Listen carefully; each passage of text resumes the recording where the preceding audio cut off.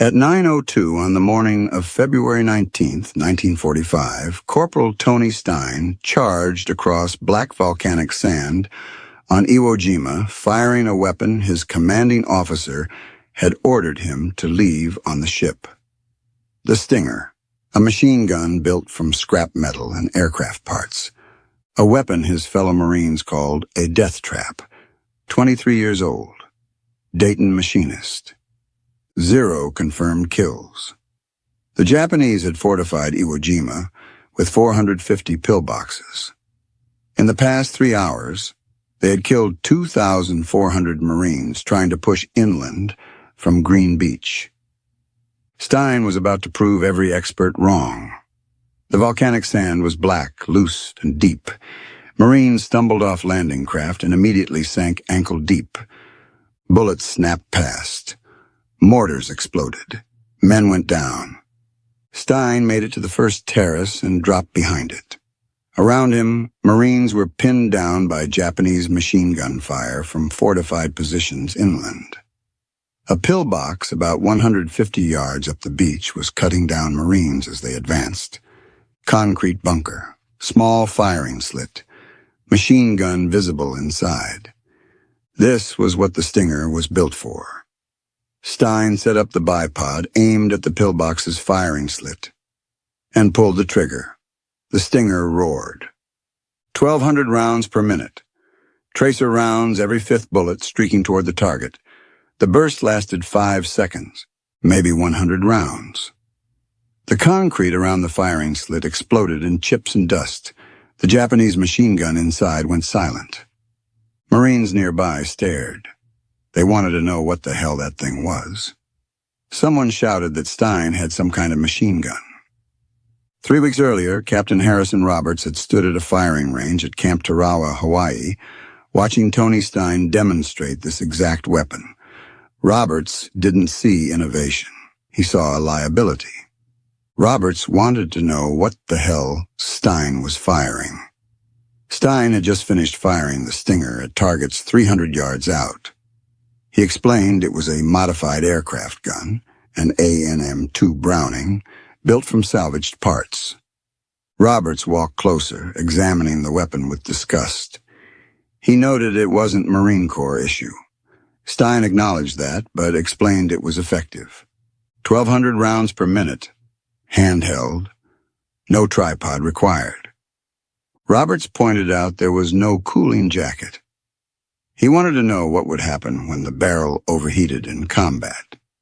Stein explained you fired in short bursts and let it cool between engagements. Roberts shook his head. He told Stein that the weapons the Marine Corps issued were tested, approved, and reliable. They didn't fail when you needed them most. Roberts said Stein's contraption, this scrap metal gun, was going to fail. And when it did, Stein would get himself killed. Roberts paused, his voice dropping. Worse, Stein would get the men around him killed. Stein met his captain's eyes. He explained that the M1919 Browning weighed too much and fired too slow. Against Japanese pillboxes, they needed more firepower. This weapon provided it. Roberts dismissed it as an unauthorized piece of junk that had no place in his company. Roberts stepped closer. He ordered that when they shipped out, that weapon would stay behind. Stein would carry standard issue equipment like every other Marine. Roberts wanted to know if that was clear. Stein said it was crystal clear. But when the 5th Marine Division sailed from Hawaii on January 27, 1945, Tony Stein brought his Stinger with him, hidden in his gear, against orders. Now, on the beaches of Iwo Jima, that scrap metal gun was saving lives. Stein swung the Stinger toward another pillbox 70 yards to the right, built into a volcanic rock terrace. The machine gun inside was sweeping the beach, cutting down Marines trying to advance. He aimed, fired. 5-second burst. Pause. Another burst. The pillbox went silent. But Stein was burning through ammunition faster than anyone in the company. 1,200 rounds per minute meant a 250-round belt lasted about 12 seconds of sustained fire. In the first 20 minutes on the beach, he'd used 4 belts, 1,000 rounds gone. He had 500 left. Stein shouted to Corporal Frank Rodriguez that he was out of belts. Rodriguez told him there was more ammunition back on the beach at the supply dump near the water. Stein asked how far, maybe 80 yards. 80 yards through sand, under fire. Japanese mortars were falling randomly across the landing area. Machine gun fire swept the sand. But the Marines needed that ammunition. The Stinger was the only weapon that could suppress those pillboxes effectively. Stein said he would go. Rodriguez grabbed Stein's arm. Rodriguez told him he would get killed.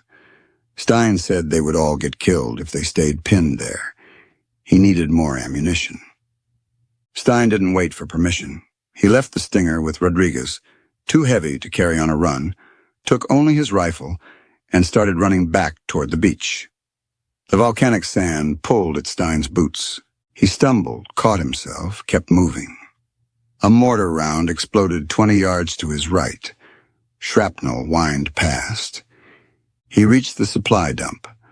Ammunition crates were stacked near the water's edge under scattered cover. Stein grabbed 2 belts of .30 caliber ammunition, slung them over his shoulder, and started back. Halfway back, he saw a Marine down in the sand, not moving. Another Marine was crawling toward him, trying to reach him. Stein changed course. The wounded Marine had taken shrapnel to the leg, bleeding badly.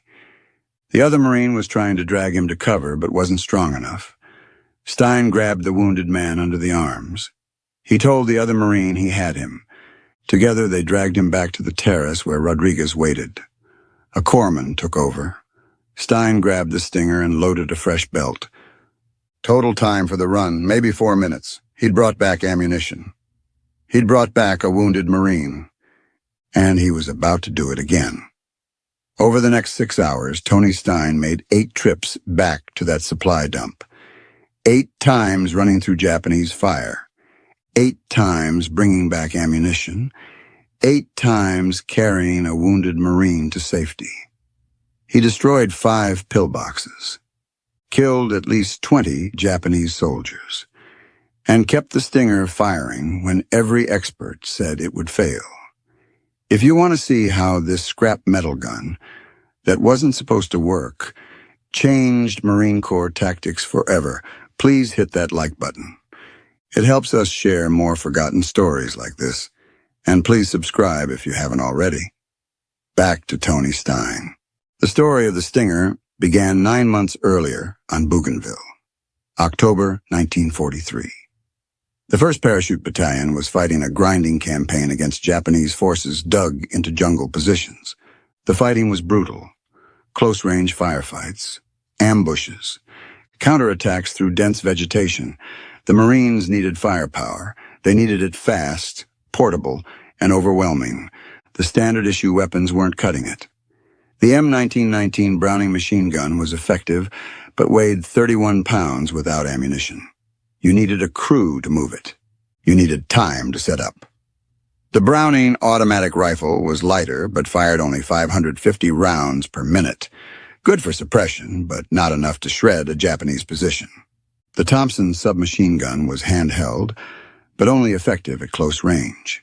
Beyond 75 yards, it was useless. The Marines needed something better. Sergeant Mel Grevich was a machinist from Milwaukee.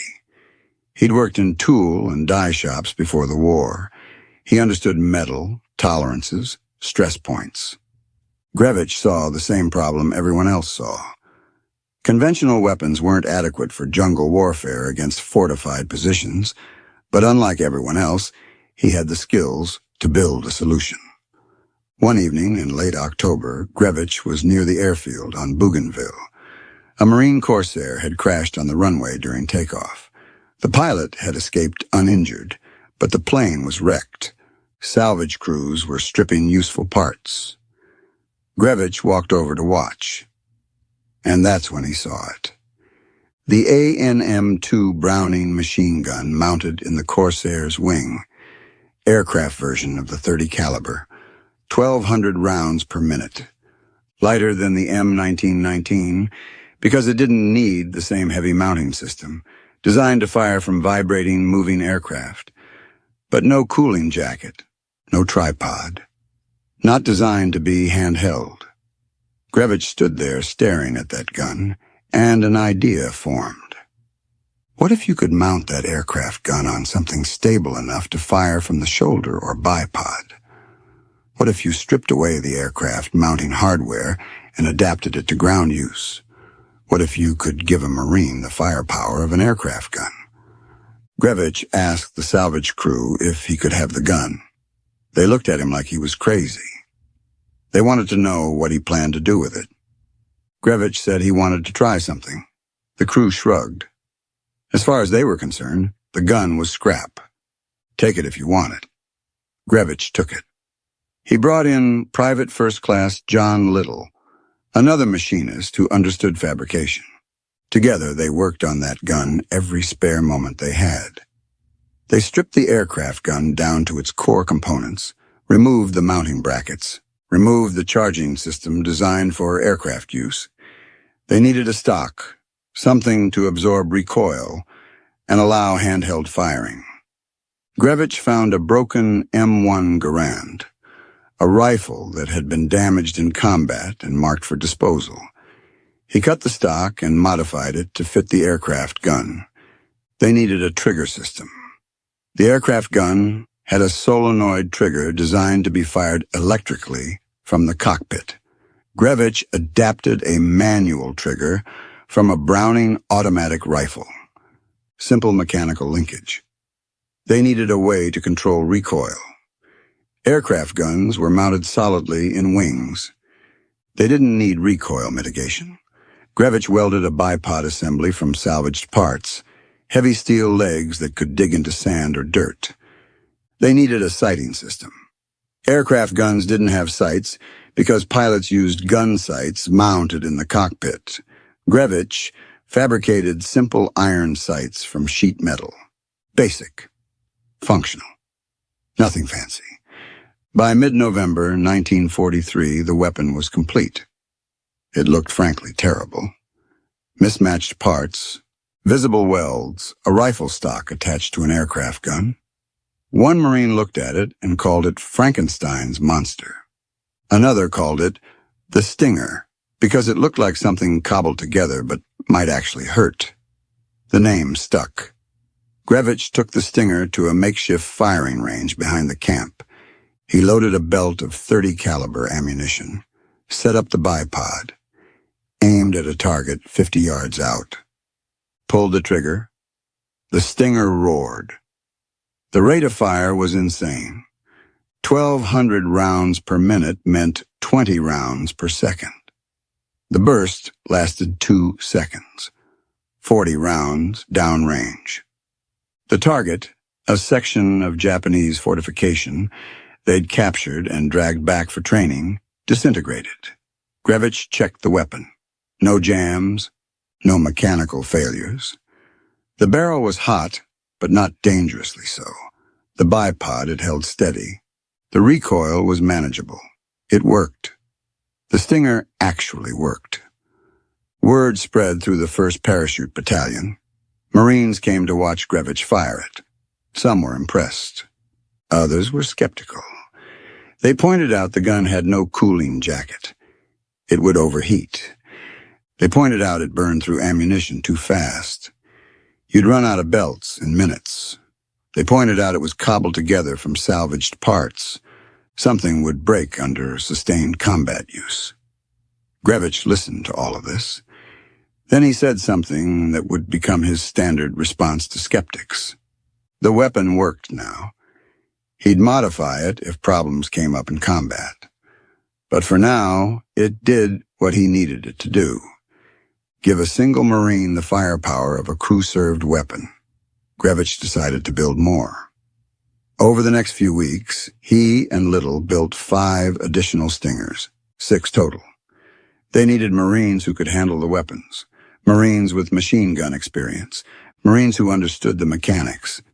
Tony Stein was one of those Marines. Stein was a machinist from Dayton. He'd worked in tool and die shops since he was 16. He understood how the Stinger worked. He could maintain it. He could repair it if something broke. Grevich gave Stein one of the 6 Stingers. Stein took to it immediately. He test-fired it, made minor adjustments to the sights, modified the bipod slightly for his preference. The weapon became his. And when officers started questioning these unauthorized guns, Stein became one of their most vocal defenders.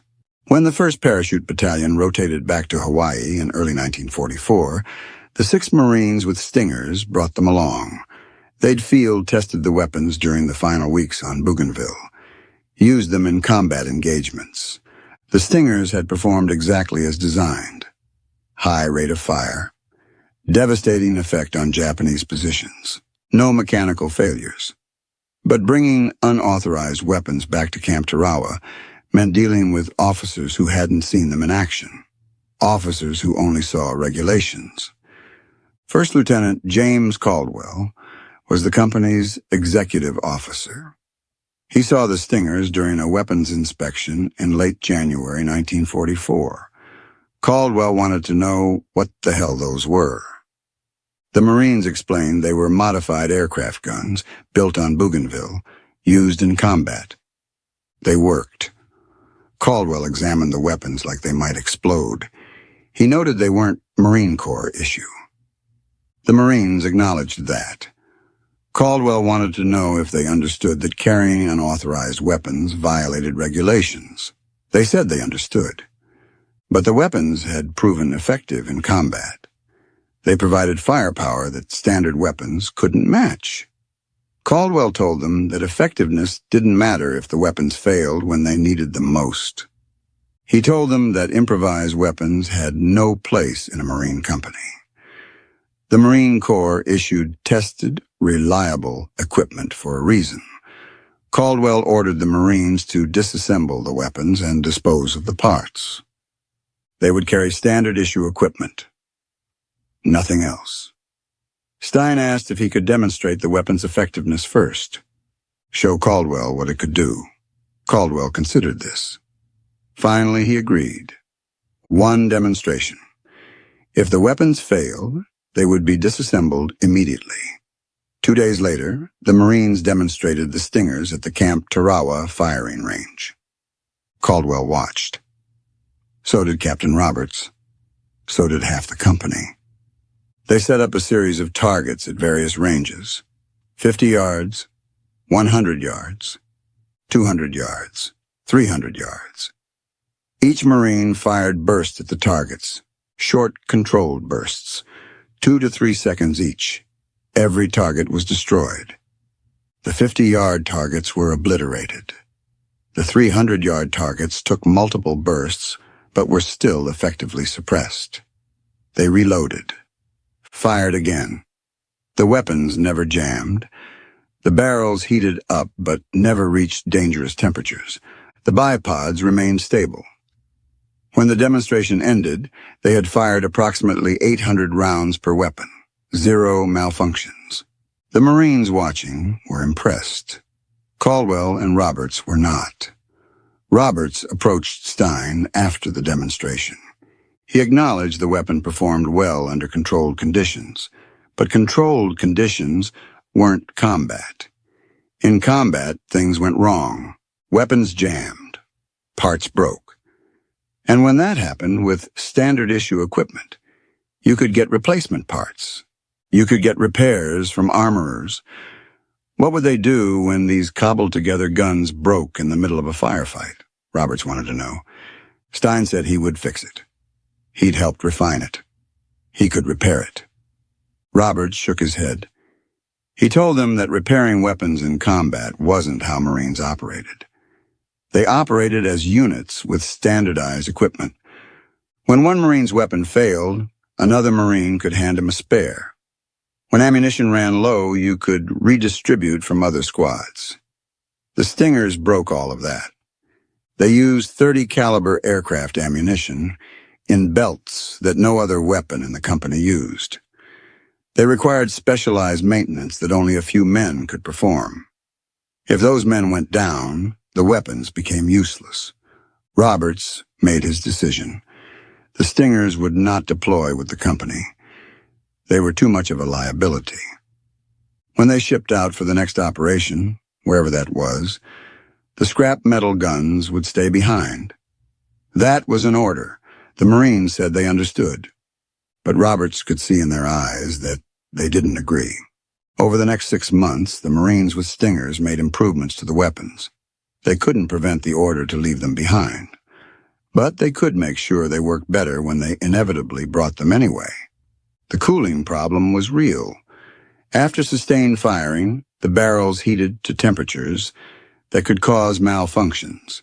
They couldn't add cooling jackets without adding too much weight, but they could improve heat dissipation. They wrapped sections of the barrels with heat-resistant cloth salvaged from damaged flight gear. Not a perfect solution, but it helped. They modified the bipods. The original designs worked on flat ground but struggled in sand or loose soil. They added wider feet, more surface area to prevent sinking. They improved the sighting systems. The original iron sights were functional but crude. They fabricated more precise rear sights with windage adjustment. Still simple, still durable, but more accurate. By summer of 1944, the Stingers had evolved. They were still cobbled-together weapons built from aircraft parts and rifle components, but they were refined, tested, combat-proven, and the Marines who carried them had no intention of leaving them behind. The 5th Marine Division was formed in November 1944. Tony Stein was assigned to Company A, 1st Battalion, 28th Marines. New division, new officers, another chance to be told his weapon wasn't authorized. Captain Harrison Roberts was assigned as commanding officer of Company A. Roberts reviewed the company's personnel and equipment.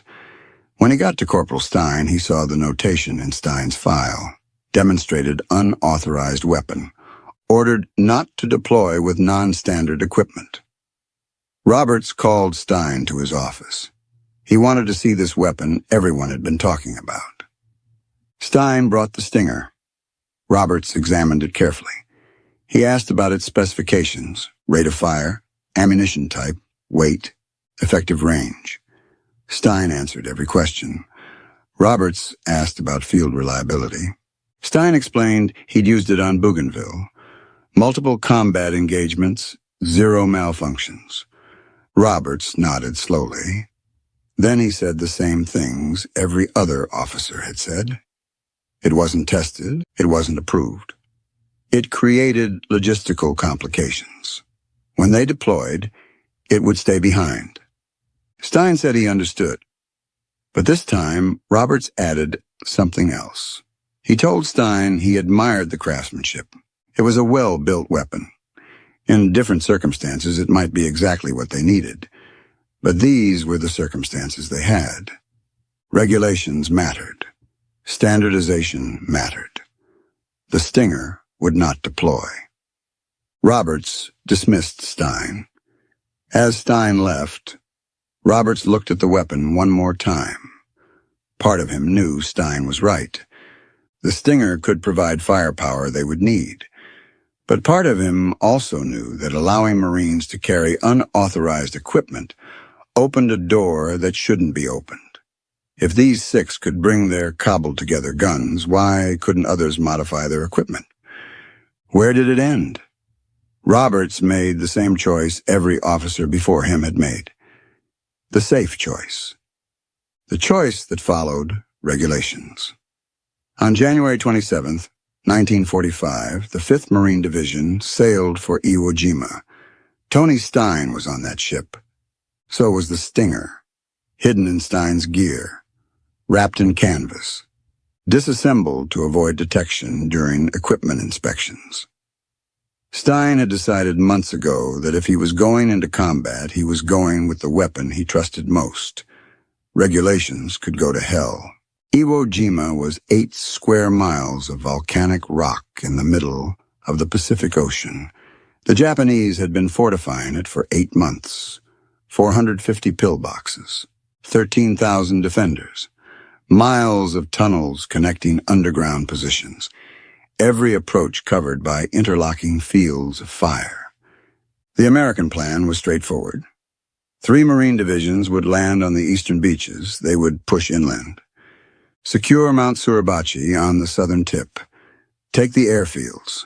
Fight north through fortified positions until the island was secure. Intelligence estimated the operation would take 5 days. It took 36. Intelligence estimated casualties would be moderate. The Marines suffered 26,000 casualties. 6,800 dead, 1/3 of all Marines who landed. The highest casualty rate of any battle in Marine Corps history. The Japanese defenders had turned Iwo Jima into a killing field. They didn't fight from trenches or exposed positions. They fought from reinforced concrete bunkers with walls 3 feet thick. They fought from spider holes in camouflage positions. They let Marines advance past their positions, then opened fire from behind. Every yard of ground cost lives, and conventional tactics weren't working. The Marines landed with flamethrowers, demolition charges, and tank support. All of it was effective. None of it was enough. The Japanese pillboxes were positioned to provide mutual support. When you attacked one position, 2 others would open fire on you. When you destroyed one pillbox, Marines would advance, and a concealed position would open fire from a different angle. It was a nightmare. The Marines needed overwhelming firepower. They needed to suppress multiple positions simultaneously. They needed something that could pour fire into those concrete slits fast enough to keep defenders' heads down, while Marines advanced. Tony Stein had exactly that weapon. And on February 19th, 1945, he was about to prove it. The landing craft carrying Company A hit Green Beach at 9:02 in the morning. The ramp dropped. Marines poured out onto volcanic sand. And the Japanese opened fire, machine guns, mortars, artillery.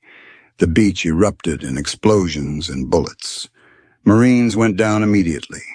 Some never made it off the landing craft. Others took a few steps and fell. The volcanic sand was loose and deep. Every step was exhausting. Marines struggled to move forward. Stein was one of the first off his landing craft. He carried the Stinger across his chest, a rifle on his back, an ammunition belt slung over both shoulders. Total weight, about 80 pounds. He ran forward through the sand. 20 yards, 30 yards. A Marine to his left went down. Another fell ahead of him. Stein kept moving. He reached the first terrace, a natural rise in the volcanic sand about 40 yards from the water. It provided minimal cover, just enough to get out of direct fire. Stein dropped behind the terrace and looked back. The beach was chaos. Landing craft were still arriving. Marines were pinned down in the sand. Wounded men were crawling toward cover. And the Japanese were firing from positions the Marines couldn't see. Stein set up the Stinger, extended the bipod, loaded a belt of ammunition, scanned the terrain ahead. 150 yards inland, a concrete pillbox sat in a rise of volcanic rock. Small rectangular opening, machine gun barrel visible inside. The pillbox was firing in controlled bursts, sweeping the beach. Every burst killed or wounded Marines. Stein aimed at the opening, adjusted for wind, controlled his breathing, pulled the trigger. The Stinger erupted. 1,200 rounds per minute translated to 20 rounds per second. Stein fired for 5 seconds, 100 rounds downrange. The tracer round showed the stream of fire arcing toward the pillbox. Concrete exploded around the opening. Dust and fragments filled the air. The Japanese machine guns stopped firing. Whether the crew was dead or just suppressed, Stein didn't know. Either way, the pillbox was neutralized. Marines nearby turned to look. They wanted to know what Stein was firing. They'd never heard anything like it. Stein swung the Stinger to the right. Another pillbox 70 yards away. Same procedure. Aim, breathe, fire. 5-second burst. The pillbox went silent. In the first 10 minutes on Iwo Jima, Tony Stein had destroyed 2 Japanese positions. The Stinger had performed exactly as designed. And Captain Roberts, somewhere on that beach, was about to realize that regulations don't win battles. Firepower does.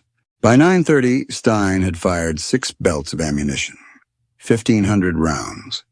He'd destroyed 4 pillboxes and suppressed 2 others. Marines were advancing past his position, using the covering fire to move inland. But Stein was running out of ammunition. The .30 caliber belts were heavy. He'd carried 6 belts ashore. About 60 pounds of ammunition. Now he was down to his last belt. 250 rounds, maybe 15 seconds of firing time. He needed more. Corporal Frank Rodriguez was firing from a position 10 yards to Stein's right. Stein called to him that he was almost out of belts. Rodriguez told him the supply dump was back on the beach near the water. Stein asked how far. Rodriguez estimated 80 yards. Stein looked back toward the beach. 80 yards of open sand. Japanese mortars were still falling. Machine gun fire was sweeping across the landing area. But the Marines needed the Stinger firing. It was the only weapon providing effective suppression of those pillboxes. Stein told Rodriguez he was going. Rodriguez grabbed his arm and told him he would get killed. Stein said they would all get killed if they stayed pinned down. He needed more ammunition. Stein left the Stinger with Rodriguez. The weapon weighed 23 pounds, too heavy to carry on a sprint through sand under fire. He kept his rifle and started running. The volcanic sand pulled at every step. Stein's boots sank 4 inches with each stride. It was like running through loose gravel, exhausting, slow. A mortar round exploded 30 yards to his left. Shrapnel whined past. Another explosion 20 yards to his right. Stein kept running. He reached the supply dump after maybe 90 seconds. Felt like 10 minutes. The dump was a cluster of ammunition crates stacked near the water's edge, partially covered by tarps. Marines were grabbing supplies and running back to the front lines. Stein grabbed 2 belts of .30 caliber ammunition, 40 pounds, slung them over his shoulder, started back. Halfway back to his position, Stein saw a Marine lying in the sand, not moving. Another Marine was trying to reach him, crawling slowly. Stein changed direction, ran toward them. The wounded Marine had taken shrapnel to the leg, bleeding badly.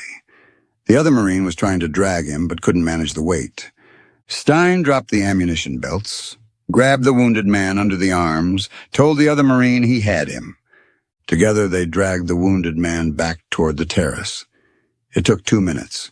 2 minutes of pulling dead weight through loose sand while bullets snapped past and mortars exploded nearby. They reached the terrace. A corpsman took over. Stein grabbed his ammunition belts and returned to his position. Rodriguez had kept the Stinger ready. Stein loaded a fresh belt and resumed firing. Total time for the run, 4 minutes. He'd brought back 500 rounds of ammunition. He'd brought back a wounded Marine, and he was about to do it 7 more times. Over the next 6 hours, Tony Stein made 8 trips to the supply dump. 8 times running through Japanese fire. 8 times bringing back ammunition. 8 times carrying a wounded Marine to safety. The pattern was consistent. Stein would fire the Stinger until he was low on ammunition. He'd leave the weapon with another Marine. He'd run back to the supply dump, grab 2 belts of .30 caliber ammunition. And on the way back, he would find a wounded Marine who needed help, every single time.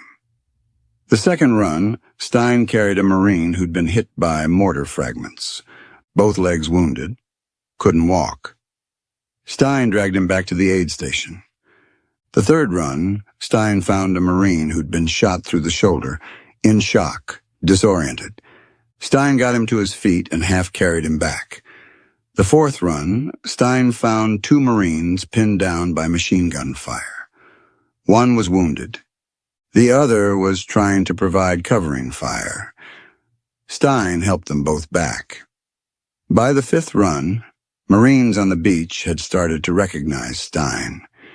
They knew he was running ammunition. They knew he was carrying wounded men back. They started pointing him toward Marines who needed help. Corpsmen would shout directions. Other Marines would signal where wounded men were located. Stein would adjust his route to reach them. Every run was a calculated risk. Japanese mortars were falling randomly across the beach. There was no safe path. You just ran and hoped you didn't get hit. Stein never hesitated. He made 8 runs, brought back 16 belts of ammunition, 4,000 rounds total, carried 8 wounded Marines to safety. 8 men who might have died on that beach. 8 men who went home to their families because Tony Stein put their lives ahead of his own. And the Stinger, that scrap metal gun that wasn't supposed to work, destroyed 5 Japanese pillboxes and killed at least 20 enemy soldiers. It never jammed, never overheated to the point of failure, never broke. The weapon performed exactly as Grevich and Little had designed it to perform. By 3 in the afternoon, Company A had advanced 500 yards inland, farther than any other company in the 28th Marines. The Stinger's suppressive fire had enabled that advance. Without it, the Marines would have been pinned down for hours, maybe days. More men would have died. The advance would have stalled. But with the Stinger providing overwhelming firepower, Marines could move. They could advance. They could take ground. And Tony Stein, the corporal with the unauthorized weapon, had proven every skeptic wrong. Captain Harrison Roberts spent that first day moving between platoon positions, assessing the situation, coordinating the advance. He'd heard about Stein's weapon, heard the distinctive sound of the high rate of fire, heard Marines talking about the corporal with the scrap metal gun who was destroying pillboxes. At 4 in the afternoon, Roberts found Stein at a forward position. Stein was cleaning the Stinger. Barrel was hot but cooling. The weapon was covered in volcanic dust and sand, but it was intact, functional. Roberts approached. Stein saw him coming and stood. Roberts looked at the Stinger. Then he looked at Stein. He asked how many runs Stein had made. Stein said 8. Roberts asked how many wounded Marines Stein had carried back. Stein said 8. Roberts asked how many enemy positions the Stinger had destroyed. Stein said at least 5, probably more. Roberts nodded slowly. He told Stein he'd been right. About the weapon, about the firepower, about what the company needed. Roberts had been wrong to order Stein to leave it behind. Stein didn't say anything. What was there to say? Roberts asked if the weapon was still functional. Stein said it was. Needed cleaning, needed a few minor adjustments, but it would be ready by tomorrow. Roberts told Stein to keep it, keep firing it, keep making runs if the company needed ammunition, but try not to get killed. The company needed Stein alive. Roberts walked away.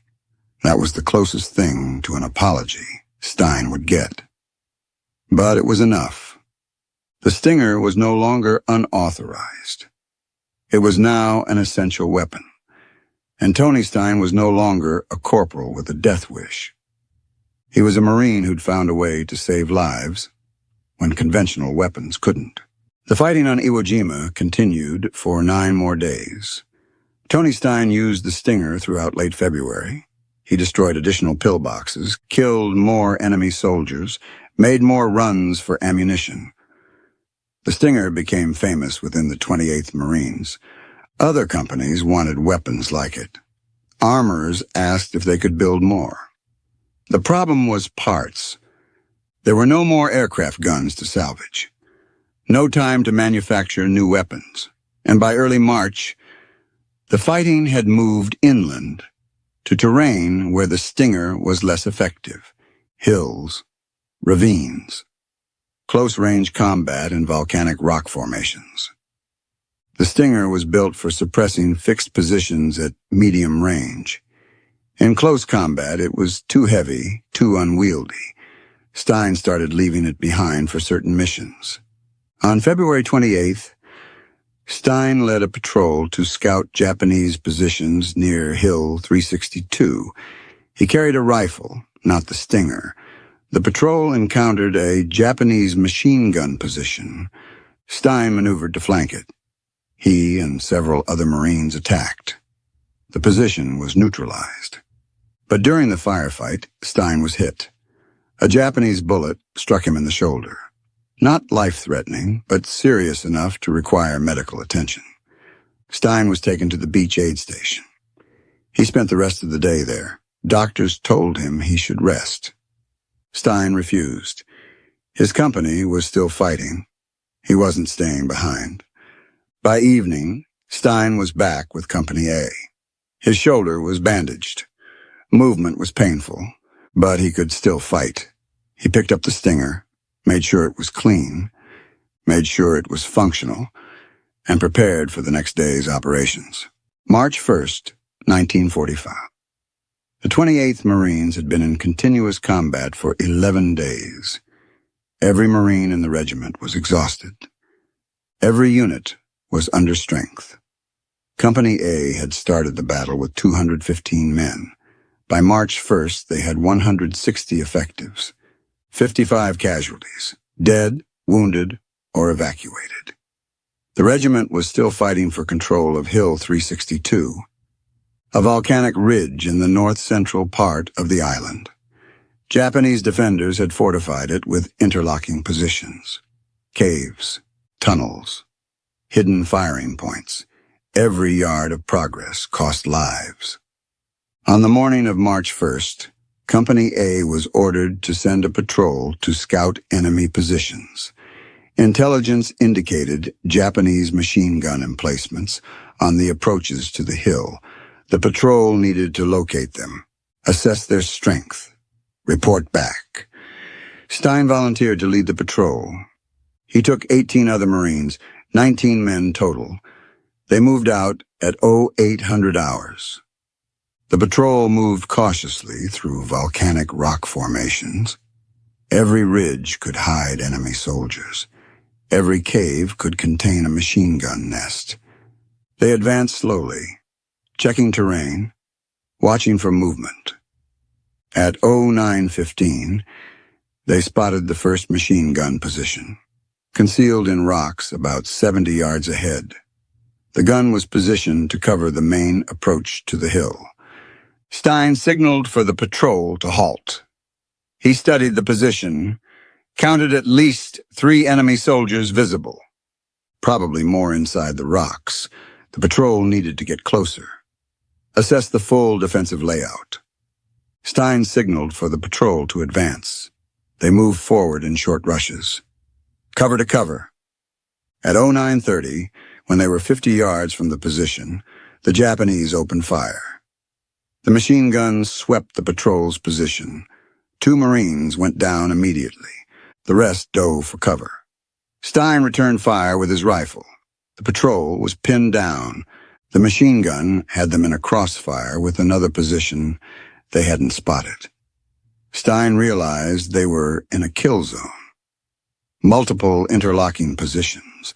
The patrol needed to withdraw, but they couldn't leave the wounded Marines. Stein made his decision. He told the patrol to provide covering fire. He would go for the wounded men. Stein moved. Low crawl, using every bit of available cover. He reached the first wounded Marine, grabbed him, started dragging him back. The Japanese machine gun tracked him. Bullets kicked up volcanic dust, struck rocks. One round hit Stein, then another. Stein went down. The patrol's covering fire intensified. Several Marines rushed forward. They reached Stein and the wounded Marine, dragged them both to cover. Corpsman John Willis got to Stein first. 2 gunshot wounds, chest and abdomen. Willis tried to stop the bleeding, tried to stabilize him, but the wounds were too severe. Corporal Tony Stein died at 09:43 on March 1st, 1945. 11 days after landing on Iwo Jima, 23 years old. He destroyed at least 8 Japanese fortified positions, killed at least 30 enemy soldiers, made 8 runs through enemy fire to resupply ammunition and rescue wounded Marines. He'd proven that innovation and courage could overcome regulations and skepticism. The patrol extracted under covering fire from other units. They brought Stein's body back. The Stinger was recovered. It was sent back to Hawaii with Stein's personal effects. Eventually, it ended up in storage. The other 5 Stingers continued to be used by the Marines. But Stein's weapon, the one that had destroyed 5 pillboxes on February 19th, was never fired in combat again. There was only one Tony Stein. On February 19th, 1946, Tony Stein's Medal of Honor was presented to his widow during a ceremony at the Ohio State House. The medal was presented by Rear Admiral Richard Pennoyer in the presence of Ohio Governor Frank Losh. The citation describes Stein's actions on February 19th, 1945. The 8 runs through enemy fire, the pillboxes destroyed, the wounded Marines rescued. The citation called him conspicuously gallant. It described the Stinger as a personally improvised aircraft-type weapon. The citation made no mention of Mel Grevich and John Little, made no mention of the fact that 6 Stingers existed, not one, made no mention of the skepticism the weapons had faced, made no mention of the regulations violated by bringing them ashore. Those details weren't considered relevant to the award. The award recognized courage, initiative, selfless service. Tony Stein had demonstrated all of that. And the full story of how the Stinger came to exist didn't diminish his heroism. Grevich and Little had created an innovative weapon. Stein had proven its worth in the most demanding circumstances imaginable. Both contributions mattered. Tony Stein was buried in Calvary Cemetery in Dayton, Ohio. His grave is marked with a simple headstone. No mention of the Stinger, just his name, rank, and the Medal of Honor emblem. Veterans groups occasionally hold ceremonies there, but most people who drive past the cemetery don't know who Tony Stein was or what he did. The story of the Stinger remains obscure. Military historians know about it. Weapons enthusiasts know about it. But it's not taught in most history classes. It doesn't appear in most documentaries about Iwo Jima.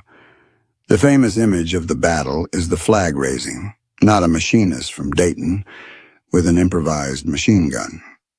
Maybe that's appropriate. Tony Stein didn't fight for recognition. He fought because his fellow Marines needed firepower. Mel Grevich had built the Stinger because he saw a problem and had the skills to solve it. Tony Stein proved the weapon worked. Lives were saved. That's what mattered to them. And in the end, that's what should matter to us. Tony Stein's story raises questions that are still relevant 80 years later. How much initiative should individual soldiers have to modify equipment? When does innovation become insubordination?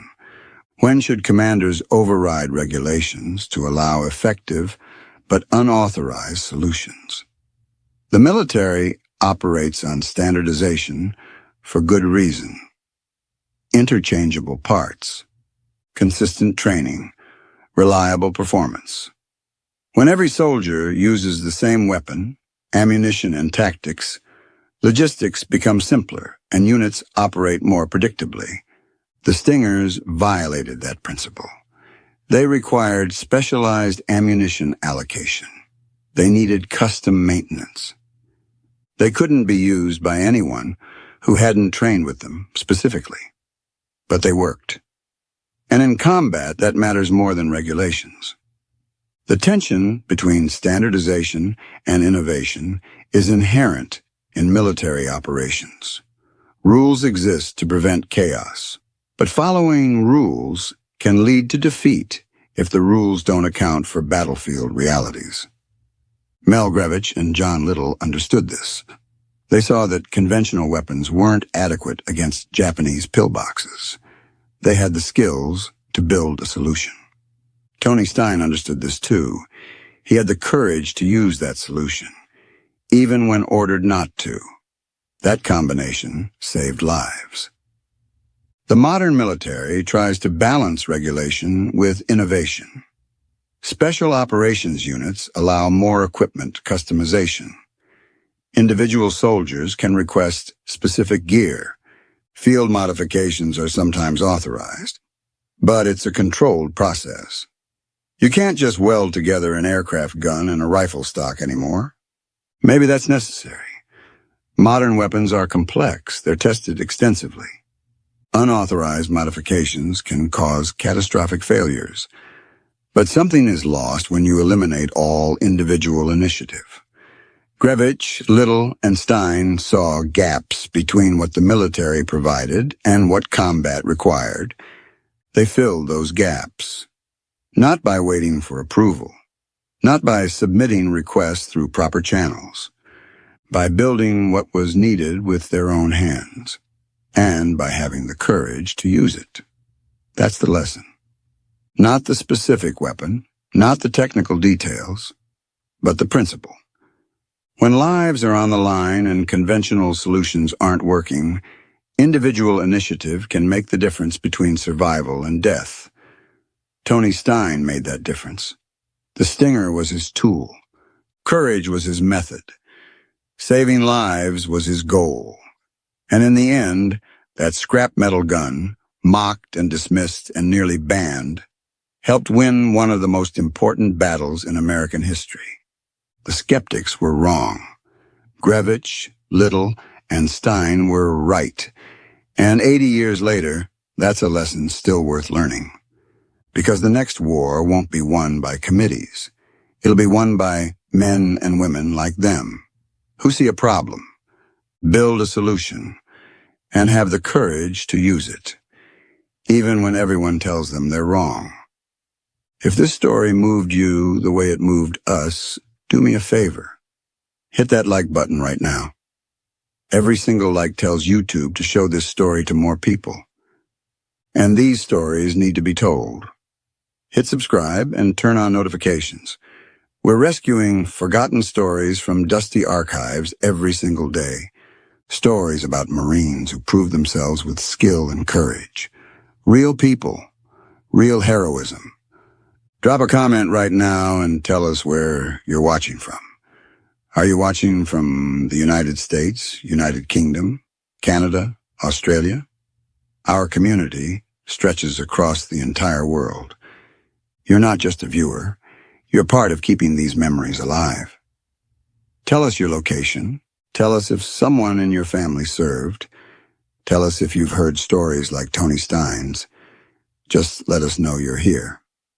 Thank you for watching, and thank you for making sure Tony Stein, Mel Grevich, and John Little don't disappear into silence.